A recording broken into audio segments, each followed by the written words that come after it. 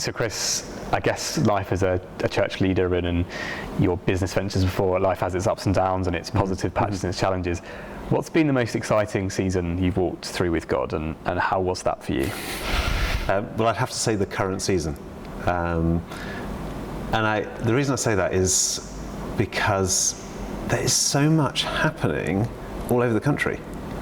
I was recently at the New Wine Leaders Conference earlier in the year, and then again at New Wine in the summer, and talking to people who are in other contexts, up in the north of the country and far in the south, and they're all saying the same sort of things, that people in their church communities are becoming more excited about hearing from the Holy Spirit, responding in obedience, and just playing their part in what God's doing in their communities. And I just think, wow, what an amazing time to be alive and to be involved in what God is doing in this nation. And just the thought that is going to be millions of people following Jesus. I mean, just, so exciting. That's exciting. So that's why it's really exciting. And then we just see that happening here in Bristol. And so we know that together alongside so many other people in so many churches in this city, we're following God into what He's doing in this season. Calling people to return to Him, to discover Jesus afresh, to find that hope and to see their lives transformed. So yeah, really exciting. It's really exciting to hear that. Do you, just reflecting on that as a church leader, in some ways it must be quite nice to be seeing people proactively following Jesus for themselves and going out and doing this stuff, rather than you having to, for want of a better expression, have to force the gospel down people's throats and force them to go and live their life for Jesus. You're seeing pockets of this stuff happening, and that's, like you said, it's exciting to see it. I think, and we can never force people. No. We've had that sort of era when it was all about apologetics. I'm going to try and persuade you that Jesus is the right answer. And yet you go back into the Gospels and then on into Acts and those other areas of the New Testament, and you see that it's about an encounter with the Holy Spirit. And I can't engineer that. That's God's work. But because it's God's work and He chooses to work through us, we can play our part in that. And that's, for me, what makes it really exciting. We're not kind of doing this work, we're simply being obedient to what God is asking of us. And He, of course, sees the picture with so much more clarity than we do. And I think, just in the last few weeks, we've seen a few people come to faith in just remarkable ways. I can think of one. I won't tell his story here, and maybe at some point we can get him on, we'll see. But just having this mighty encounter with God in his kitchen, and what an exciting time to be alive. Chris, I guess with the seasons of life, there are the ups, and you've talked about some exciting seasons. There's also times when things can be more challenging. Can you talk us through perhaps a season which has been more challenging and how you walked with the Lord in that season? Sure. I remember I said to you there was this sort of point later in life where I decided to follow that call to leadership. And I had that word about this vision not being dead, and then through a bunch of other stuff. I said, okay, God, I will follow you. And at the time I made that decision, just a whole load of stuff starts happening in family life. Just hardships in life and children facing stuff at school and that kind of thing. Without going into details of all of that, life just became really, really hard. And not just for a month or two, but for years. And through the move down to here into Bristol and on through time at college here in Bristol. But that's not been, it was a mixed season. It's both really hard, but there's just also some really amazing things happening in life at the same time. So I don't think it's like a linear thing. No. Where you get the hard stuff and then you get a good point and then hard. It's all interwoven. And I'd come back to that point that I read in 1 Thessalonians 5. Rejoice always, give thanks in all circumstances. And it's always struck me that Jesus tells us in John 16 and John 14 that the Holy Spirit's going to come and dwell in us. And he says to his disciples that it's going to be better for them that he goes and ascends to be with the Father, because then he can send the Spirit.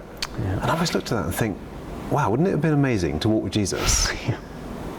And yet Jesus is saying to his disciples, it's going to be better for you that I'm gone and you've got the Holy Spirit dwelling in you. And so our reality with the Holy Spirit dwelling in us, and I say that glibly, and I try and get your head around the idea of the fullness of God. Yeah, I'm struggling. Holy Spirit dwelling in us. Well, but our reality is even better than disciples walking with Jesus. And why would we not then rejoice at that, whatever we're walking through?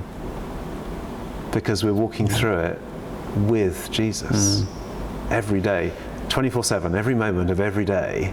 It's powerful. Yeah. And I've tried to just really anchor myself in that reality. And often, multiple times a day, you have to remind yourself that it's okay, you're with Jesus. His Spirit dwells in you. And there's something there, isn't there, about, and I'm really glad you were vulnerable and shared that, because there are the reality that we have to lean on God's promises and push into him sometimes hourly or several times a day, as you said, during a hard season. Yeah. It doesn't sound particularly sexy, but actually that's a fundamental part of our walk with Jesus, isn't it? And he offers us that security and that promise, which is amazing. I think, and we've got to be real about it, haven't we? We're human beings. And, I can think of times when you're just like, gosh, life is really hard. And you think, gosh, God, I haven't thought about you for ages. And there's that reminder, and you think, God, I need to remember, you're with me. I need to go and seek out those people who know you, and I can seek their counsel. We can pray together, we can talk together about the presence of the Spirit, and we can listen together, and we can read the Word together, and get excited together. And that's been a big part of it. I think often that journey with other people, you can just help each other at those times when life seems just hard and bleak and God maybe seems distant. You're giving a really helpful picture, especially for me, I'm sure for the people watching this, of the power of and importance of community as well, of what we do as a church family and our brothers and sisters. And actually, as you said earlier, God designed us to be in partnership with people, and we can't do it all by ourselves. And I think that's a really interesting theme that's come out of this, that we have our walk with Jesus, but that walk with Jesus includes people. Thanks for being vulnerable. That was really good. Yeah. I think we touched on it already, in that sense of what I'm excited about in this current season. But just imagine the impact of every follower of Jesus in this country, following what God's saying. Hearing the Holy Spirit, being confident in doing what God's asking, and getting on and doing it together. Wow, powerful. I mean, that's going to be beyond anything we've seen. We've seen revivals in geographical areas. We've seen them in this country, in Wales and in Lowestoft and the eastern region there, and up in the Hebrides, and they've been geographically focused.